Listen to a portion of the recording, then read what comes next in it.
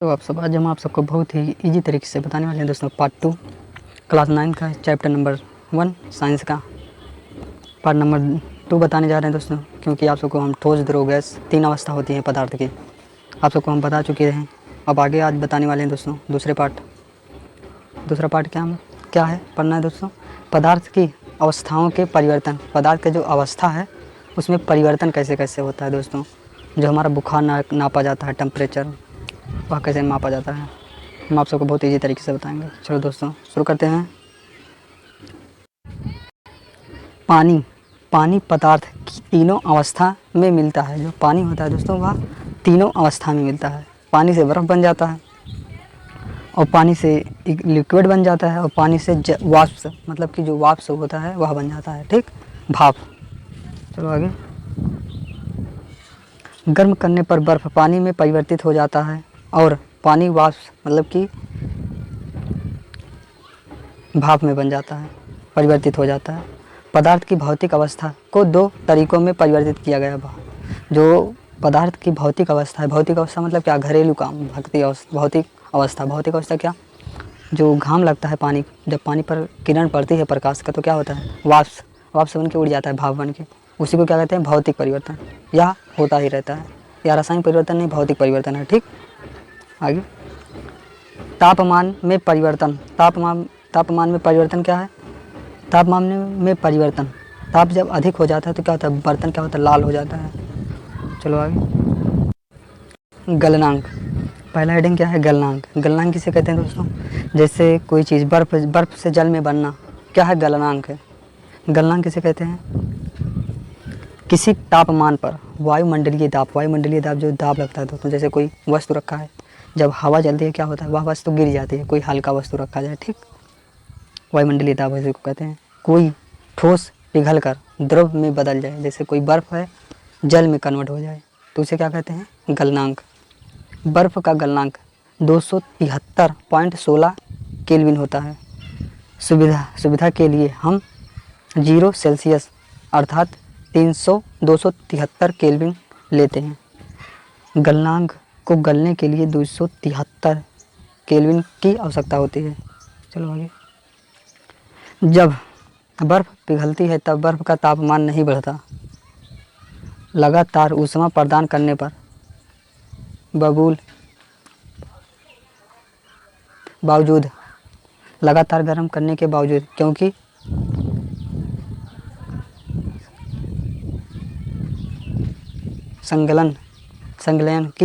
संलयन की गुप्त ऊष्मा तापमान को बढ़ाने नहीं देती, ठीक। आगे, संलयन की गुप्त ऊष्मा। वायुमंडलीय दाब पर 1 kg ठोस, वायुमंडलीय दाब पर 1 kg आप बर्तन रखिए, 1 kg कोई भी वस्तु ले लीजिए, ठोस को उसके गलनांक पर द्रव में बदलने के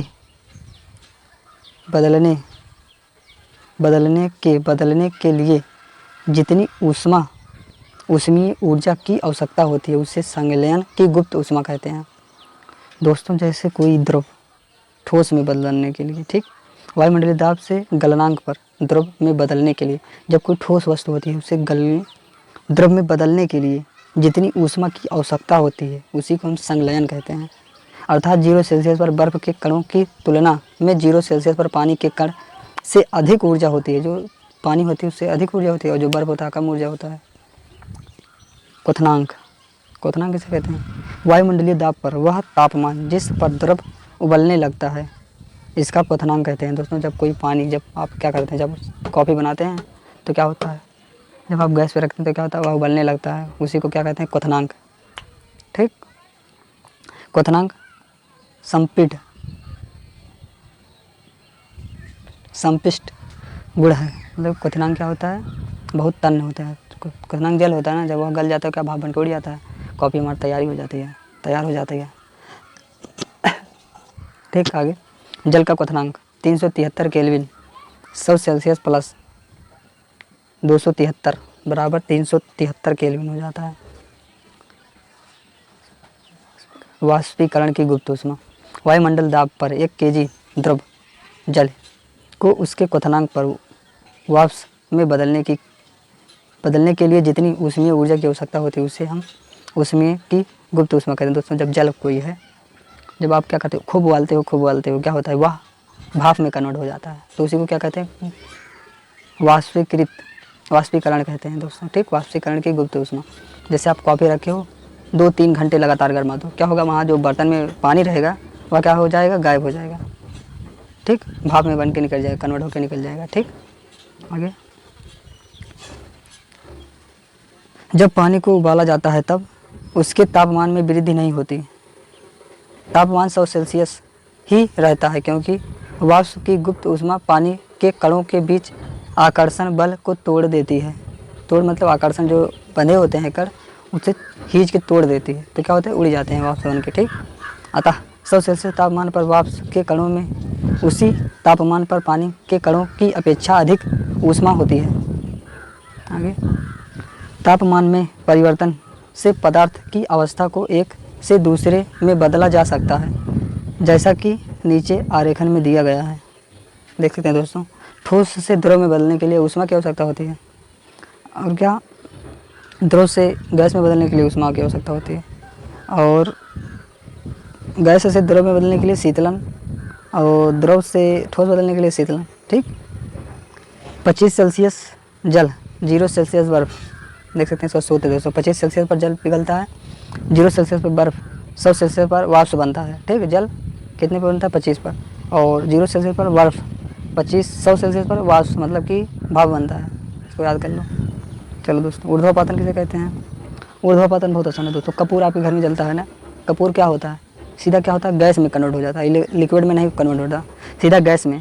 ठोस होता है ना, सीधा लिक्विड में कन्वर्ट हो जाता है, लिक्विड नहीं दोस्तों, सॉरी, सीधा गैस में कन्वर्ट हो जाता है ना। जो कपूर होता है आपके घर में, कपूर तो आप सुलगाते होंगे, क्या होता है, वह ठोस होता है, लेकिन जब उसे जला देते हो तो क्या होता है, वह सीधा वाष्प, सीधा गैस में परिवर्तित हो जाता है। ठीक, जैसे आप सबको बताते हैं, कुछ ऐसे पदार्थ हो जो द्रव अवस्था से परिवर्तन हुए बिना ठोस अवस्था से सीधे गैस में और वापस ठोस में बदल जाते हैं, इसी प्रक्रिया को ऊर्ध्वापातन कहते हैं। उदाहरण के लिए थोड़ा सा कपूर या अमोनिया क्लोराइड लेकर इसका चूर्ण करके चीनी की प्याली में डालें। चीनी की प्याली पर किप को उल्टा करके रखिए, किप के सिरे पर सुई की डाट लगा दीजिए, धीरे धीरे गर्म कीजिए। हम देखते हैं कि Kapoor ammonia chloride, ammonia Kapoor का नाम क्या है दोस्तों, अमोनिया क्लोराइड, याद कर लेना। क्लोरीन का नाम क्या है, क्लोरीन कपूर का नाम अमोनिया क्लोराइड, ठोस से गैस अवस्था में बदल जाता है। किप की भीतरी दीवार पर पदार्थ के वाष्प संघनित होते हैं।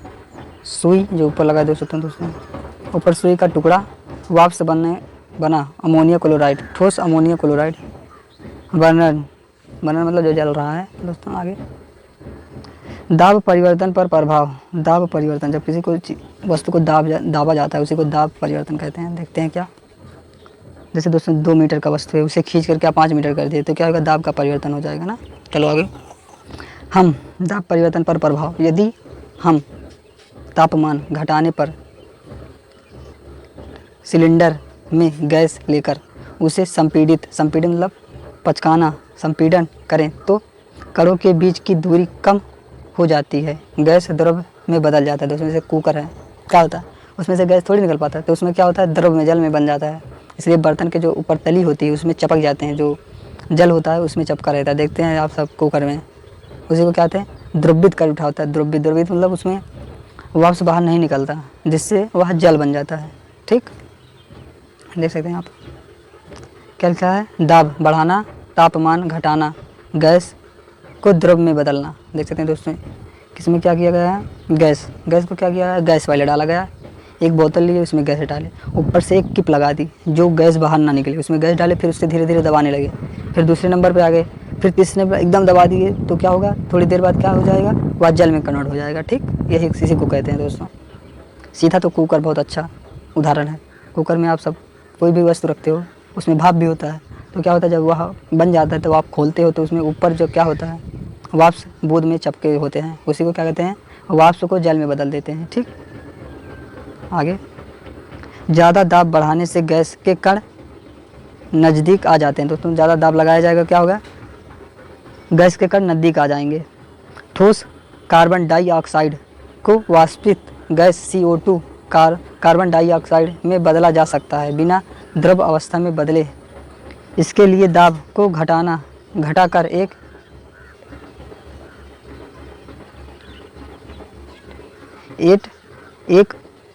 एटमॉस्फियर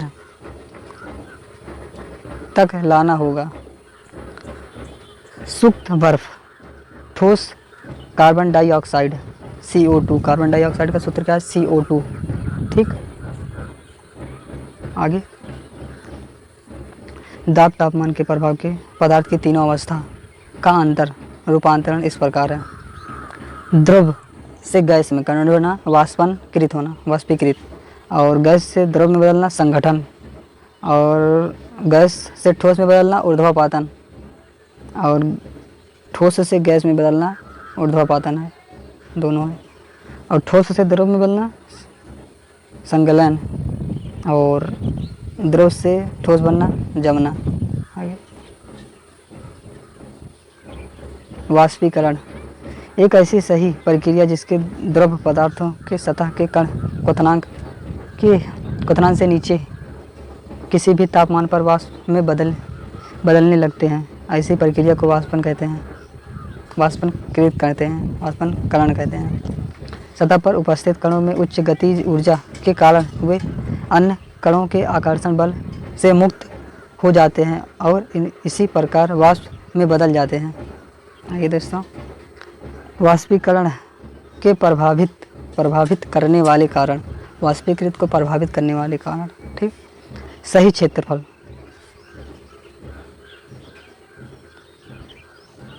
सतही क्षेत्रफल पर बढ़ाने के वाष्पीकरण की दर बढ़ जाती है। तापमान में वृद्धि, तापमान बढ़ाने के वाष्पीकरण की दर बढ़ जाती है क्योंकि पदार्थ के कण की गतिज ऊर्जा बढ़ जाती है। आर्द्रता, अगर हवा में आर्द्रता मतलब किसी में समा जाना, आर्द्रता है तो वाष्पीकरण की दर घट जाती है। आर्द्रता मतलब सोख लेना, खींच लेना, पावर, एनर्जी। ज़्यादा आर्द्रता, कम वाष्पीकरण। वायुमंडल, वायु की गति क्या है, वायु की गति, अगर वायु की गति बढ़ जाती है तो वाष्पीकरण की दर भी बढ़ जाती है। वाष्पीकरण की शीतलता होती है, शीतलता मतलब जैसे जो दोस्तों जनरेटर जानते हो, जनित्र, उसमें क्या होता है, एक वो लगा होता है, उसमें पानी डाला जाता है, उसी को शीतलता मतलब शीतलन करने के लिए। ठीक, शीतलन करने के लिए क्या होता है, उसमें पानी डालते हैं, जाली सा बना होता है उसमें पानी डाला जाता है, इससे इंजन हीट नहीं होता, शीतलन करता है। ठीक, वाष्पीकरण प्रक्रिया के दौरान लुप्त हुई ऊर्जा को पुनः प्राप्त करने के लिए द्रव के कण अपने आसपास के वातावरण से ऊर्जा अवशोषित कर लेते हैं। इसी अवशोषण के कारण वातावरण शीतलन हो जाता है। दोस्तों जब हमारे रात में, दिन में क्यों गर्मी होती है बताइए, जब रात में क्यों होता है ठंडी, मतलब रात में क्यों ठंड मौसम हो जाता है, क्योंकि जो हमारे धूल वायुमंडल में कण हैं, जो यहाँ की जो वाष्प होते हैं वह दिन में रात में लेके चल देते हैं, जब सुबह होने लगते हैं तो वह लेके चल देते हैं, गर्मी जहाँ पे पहुँचते हैं वहाँ से लेके चल देते हैं, वहाँ पे गर्म हो जाता है। फिर जब दिन में जहाँ पहुँचे रहते हैं वहाँ से छोड़ देते हैं, तो क्या होता है, पत्ते पर बूंद गिर जाती है दोस्तों, बूंद। इसी को क्या कहते हैं जानते हो, वो कहते हैं ओला नहीं दोस्तों, इसी को दोस्तों ओस कहते हैं। ओस पढ़ना, हमारे गाँव में क्या ओसा पढ़ रहा है, इसी को ओस बिंदु कहते हैं। ठीक, आगे, उदाहरण के लिए अगर हम हाथ पर एसीटोन डालते हैं तो हमारे हाथ के ऊष्मा लेकर वाष्प में परिवर्तित हो जाता है और इसी कारण हमें हाथ में शीतलन महसूस होता है। दोस्तों जैसे पेट्रोल, हम आपको दूसरा बताएं हैं, पेट्रोल क्या होता है, आप थोड़ा सा अपने हाथ पे डालिए, उसके बाद क्या होता है, आपका जो हाथ होता है वह ठंडा हो जाता है और जो जल लिक्विड खान होता है वो क्या होता है, उड़ जाता है, मतलब कि वाष्प गैस में बदल के निकल जाता है और आपका हाथ ठंड हो जाता है, इसी को कहते हैं दोस्तों। ठीक, आगे,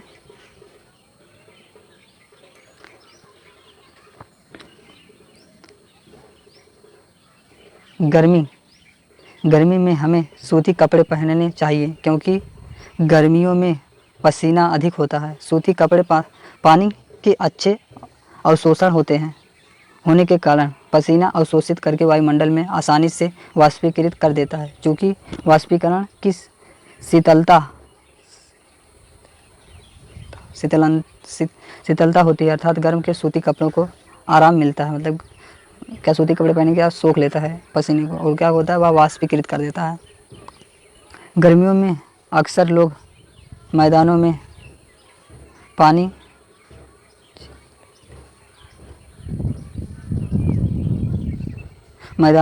छिड़कते हैं। दोस्तों, अपने घर के बगल क्या होता है, मैदान होता है, उस पर क्या करते हैं, पानी छिड़कते हैं। यह पानी मैदान की ऊर्जा गर्मी प्राप्त करके वाष्प में बदल जाता है और उस जगह को ठंडा कर देता है। जय हिंद दोस्तों, वीडियो अच्छा लगा चैनल को सब्सक्राइब करो, साथ में बेल आइकन दबाना मत भूलना दोस्तों। ऐसे ही 9th क्लास की आप सबको वीडियो मिलती रहेंगी। जय हिंद, वंदे मातरम।